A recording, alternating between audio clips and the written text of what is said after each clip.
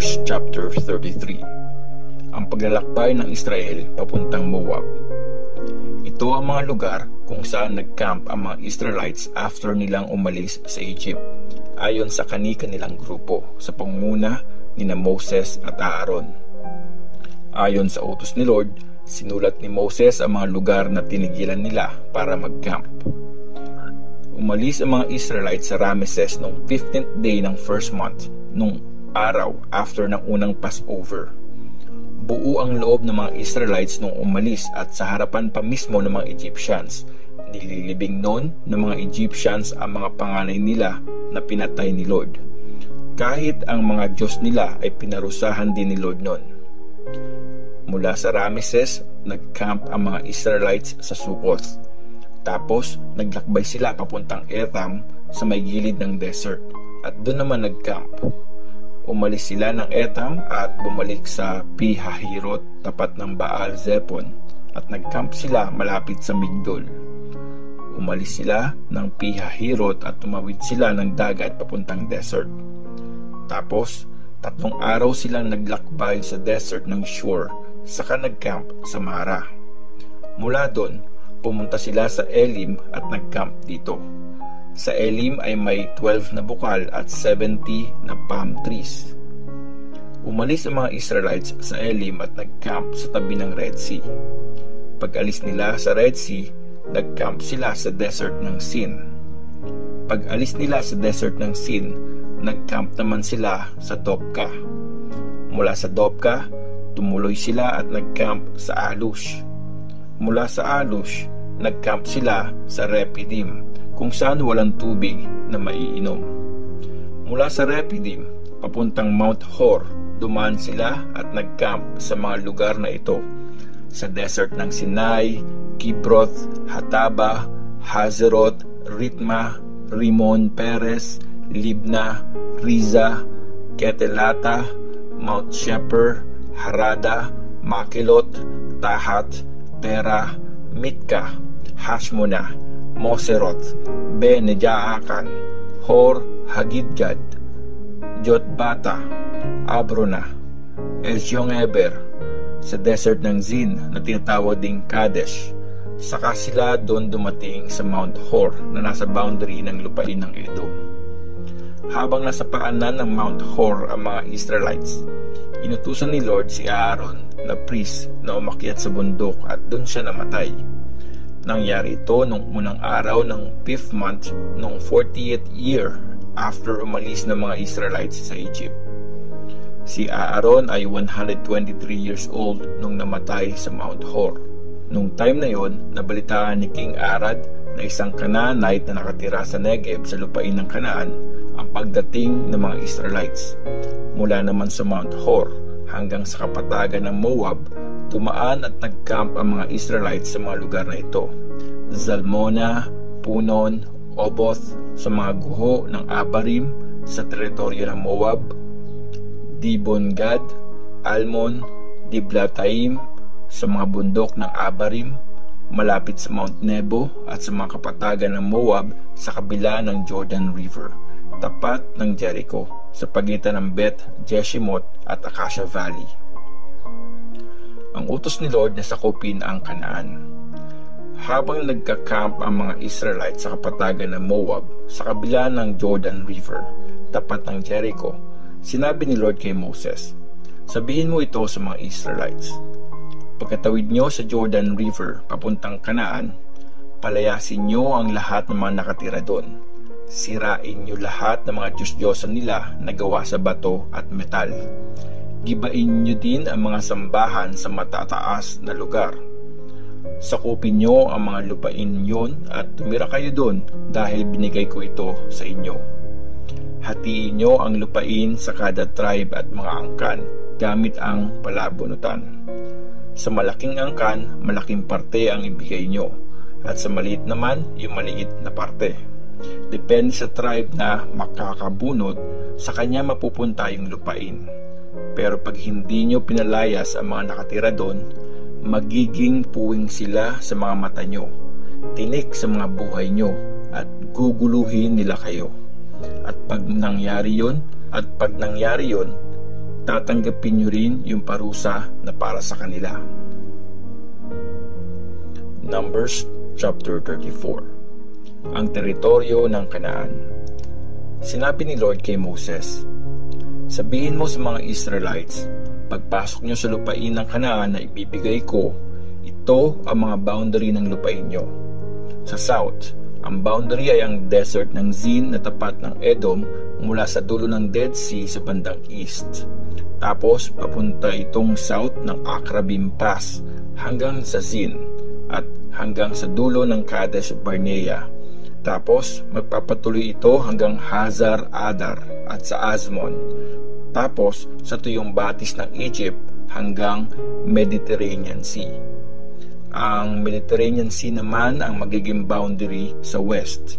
Ito naman ang magiging boundary sa north, mula Mediterranean Sea hanggang Mount Hor. Tapos mula sa Mount Hor hanggang Hamath Pass. Magpapatuloy ito hanggang Zedad. At sa Zipron at ang dulo nito ay Hazar Enan. Sa east naman, ito ang magiging boundary nyo, mula Hazar Enan hanggang Shepam. Tapos magpapatuloy ito hanggang Ribla sa east ng Ain, hanggang sa baybayin ng Lake Galilee sa east. Tapos pababa sa Jordan hanggang Dead Sea. Ito ang mga boundary ng lupain nyo. Kaya sinabi nga ni Moses sa mga Israelites, ito ang mga lupaing tatanggapin nyo gamit ang palabunutan. Ang lupaing binigay ni Lord sa Siyam at kalahating mga tribes. Natanggap na ng tribe ni Reuben, tribe ni Gad at ng kalahati ng tribe ni Manase ang parte nila na hinati ayon sa mga angkan nila. Natanggap ng mga ito ang mga parte nila sa may east ng Jordan kung saan sumisikat ang araw, tapat ng Jericho. Ang mga in charge sa paghahati ng lupain. Sinabi ni Lord kay Moses, si Priest Eleazar at si Joshua na anak ni Nun ang maghahati-hati ng lupain. Pumili ka rin ng isang leader kada tribe na tutulong sa kanila sa paghahati ng lupain. Ito ang mga lalaking pinili ni Lord. Sa tribe ng Judah, si Caleb anak ni Jepune. Sa tribe ng Simeon, Shelumiel, anak ni Amihud. Sa tribe ng Benjamin, Elidad, anak ni Chislon. Sa tribe ng Dan, si Boki, anak ni Jogli. Sa tribe ng Manase, si Haniel, anak ni Epod. Sa Ephraim, si Kemuel, anak ni Shipta. Sa tribe ng Zebulun, Elizapan, anak ni Parnak. Sa tribe ng Isakar, Paltiel, anak ni Azan. Sa tribe ni Asher, Ahihud, anak ni Shelomi. At sa tribe ni Naphtali, Pedahel, anak ni Amihud.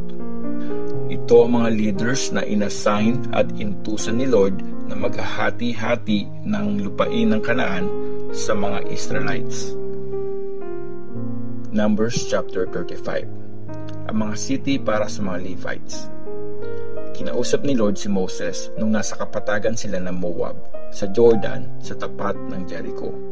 Sabi niya, sabihin mo sa mga Israelites na mula sa mga lupa nila, bibigyan nila ang mga Levites ng sarili nilang mga city at mga pastulan. Titira ang mga Levites sa mga city na yon.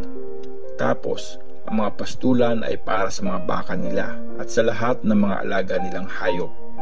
Ang mga pastulan sa paligid ng mga city na ibibigay nyo sa mga Levites ay may sukat na 450 meters mula sa pader ng city palayo. Sukatin nyo palayo mula sa city sa gitna, 450 meters sa east, 450 meters sa south, 450 meters sa west, at 450 meters din sa north. Magiging kanila ito bilang pastulan sa mga city nila. Mula naman sa mga city na ito na bibigay nyo sa mga Levites, pumili kayo ng 6 na lugar para gawing city of refuge. Magsiserve ito bilang takbuhan ng sinumang makapatay ng hindi sinasadya. Bukod dito, bibigyan nyo pa sila ng 42 na mga city. Ang total ng lahat ng mga city na ibibigay nyo sa mga Levites ay 48, kasama ang mga pastulan nito. Para naman sa mga city na ibibigay nyo sa mga Levites mula sa mga Israelites, kumuha kayo ng maraming city sa malalaking tribes at konti naman mula sa maliliit na tribes. Ito ay ayon sa sukat ng lupa na natanggap nyo. Ang mga city of refuge. Sinabi ni Lord kay Moses, sabihin mo ito sa mga Israelites, pag tumawid kayo sa Jordan River at nakapasok sa lupain ng Kanaan, pumili kayo ng mga lugar para maging city of refuge nyo. Doon pupunta ang sinumang makapatay ng di sinasadya. Magiging safe doon ang taong nakapatay mula sa paghihiganti ng mga kamag-anak ng namatay. Hindi siya papatayin hanggang hindi nalilitis ang kaso niya sa harap ng lahat ng mga Israelites. Pumili kayo ng 6 na lugar na magiging city of refuge nyo. Mag-assign kayo ng 3 city of refuge sa isnang Jordan at 3 naman sa lupain ng Kanaan. Ang 6 na mga city na ito ang magiging takbuhan ng mga Israelites o ng mga dayuhan na nakatira sa kanila. Ang sinumang nakapatay ng hindi sinasadya ay pwedeng tumakbo dun.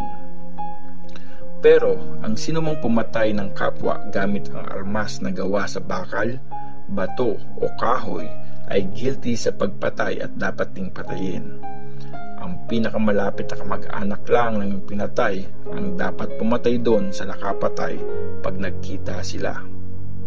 Ganon din, ang sinumang may galit sa kapwa niya tapos tinulak niya, binato o sinuntok ito at namatay, papatayin din siya kasi guilty siya sa pagpatay. Ang pinakamalapit na kamag-anak lang ng pinatay ang dapat pumatay doon sa nakapatay pag nagkita sila. Pero kung meron man sa inyo na tumulak o bumato sa kapwa na hindi naman niya kagalit, o bumato at may natamaan ng hindi niya sinasadya tapos namatay ito, gawin niyo muna ang mga instructions na ito bago niyo ibigay ang hatol sa pagitan ng nakapatay at kamag-anak ng namatay. Ililigtas ng buong Israel ang nakapatay mula sa mga kamag-anak ng namatay at ibabalik siya sa city of refuge. Mag-stay siya doon hanggang buhay pa ang high priest sa panahong yun. Pero pag lumabas ng city of refuge ang nakapatay, tapos nakita siya at napatay na kamag-anak ng namatay, walang pananagutan sa batas yung kamag-anak. Dapat magstay lang sa city of refuge ang nakapatay hanggang buhay pa ang high priest. Pag namatay na ang high priest, saka pa lang siya pwedeng bumalik sa bahay nila. Ito ang mga instructions para sa inyo at sa lahat ng mga generations nyo, saan man kayo tumira. Mga instructions sa kaso ng pagpatay at pagtubos. Ang taong nakapatay ay papatayin lamang kung may 2 o higit pa ng mga witness. Kapag isa lang ang witness, hindi pwedeng parusahan ng kamatayan ang sinuman. Hindi pwedeng tubusin ng pera ang sinumang guilty sa pagpatay. Dapat talaga siyang patayin. Huwag nyo ring tanggapin ang bayad ng nakapatay na nasa city of refuge para lamang makabalik sa tirahan niya hanggang buhay pa ang high priest. Huwag niyong dungisan ang lupain na tinitirhan niyo. Nadudungisan ng dugo ang lupain at walang ibang makakapaglinis nito kundi ang dugo rin ng nakapatay. Huwag niyong dudungisan ang lupain na tinitirhan niyo kung saan din ako nakatira, kasi ako si Lord ay naninirahan kasama ng mga Israelites. Numbers chapter 36.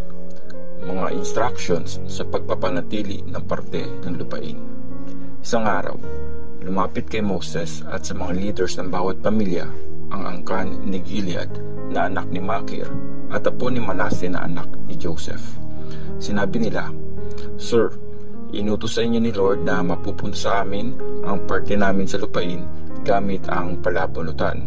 Ganon din yung inutos ni Lord tungkol sa parte ng aming kapatid na si Zelophehad na mapupunta sa mga anak niyang babae. Pero kung mag-aasawa sila na galing sa ibang tribe ng Israel, kukunin sa kanila yung mga parte nila at madadagdag sa tribe ng asawa nila. Tapos mapabawasan yung parte namin. Kahit sumapit pa ang taon ng paglaya, ang parte ng lupain na dapat para sa mga anak na babae ni Zelophehad ay mapupunta sa tribe ng mga asawa nila at permanente nang mababawasan yung mga parte namin. Inutusan ni Moses ang mga Israelites ayon sa sinabi ni Lord. Tama ang sinabi ng mga apo ni Joseph.